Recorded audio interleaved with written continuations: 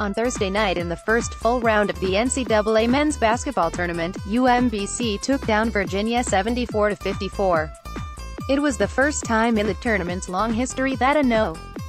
16 seed knocked off a top seed. Even better, the Cavaliers were the top overall seed in the tournament when they were blown out. The landmark victory by the Retrievers wasn't lost on the college football world. UCF, the only team to go undefeated in the 2017-2018 college football season, piped up on Twitter to congratulate UMBC on making history. Amazing what happens when an underdog gets a fair shot in an expanded playoff. Smirk. Congrats on the history, Adam. Athletics rock, UCF Knights, at UK Knights, March 17, 2018. The shout-out to the Retrievers led to a back-and-forth love fest between the two schools on Twitter that included UMBC referring to the Knights as the national champions.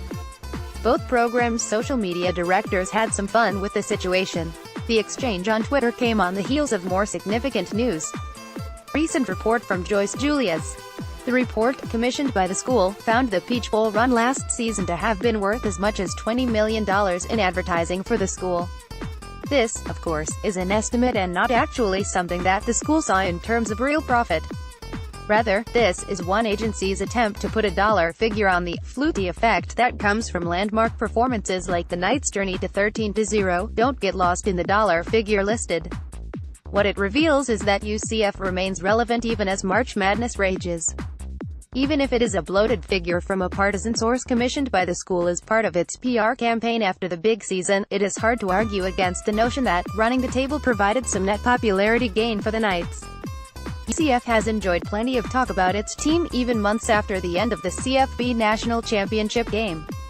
Despite the fact that head coach Scott Frost departed Orlando for his alma mater, the Knights continue to draw regular attention.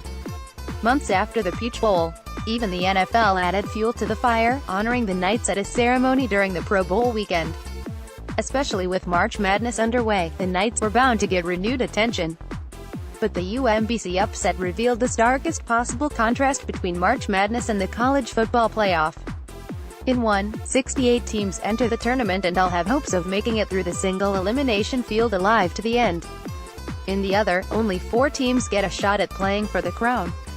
And Power Conference champions are left on the sidelines. After all, the curve will always be especially steep for mid-majors from the group of 5 trying to get a shot at the title. It doesn't have to be this way. College football could easily enjoy the publicity of more Cinderella stories. As we discussed in last week's column, there is real economic and competitive value to expanding the college football playoff.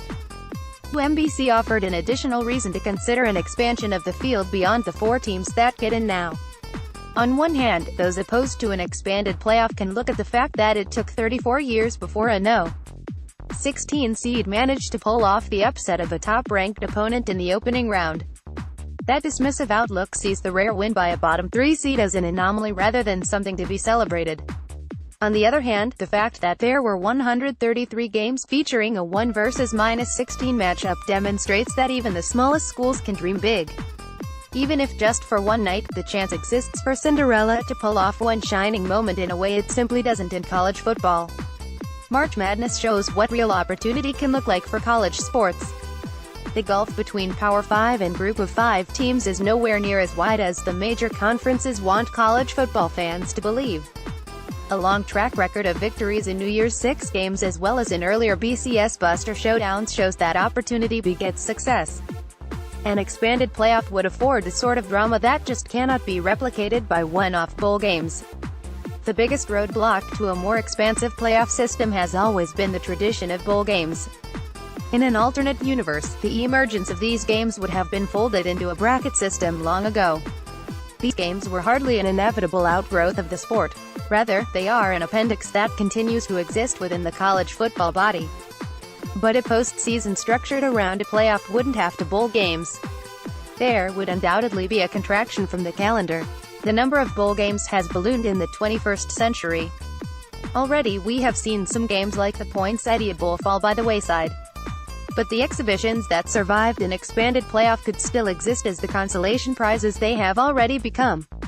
The emergence of the college football playoff indicates the time of bowls as a viable postseason reward for the best teams has obviously passed.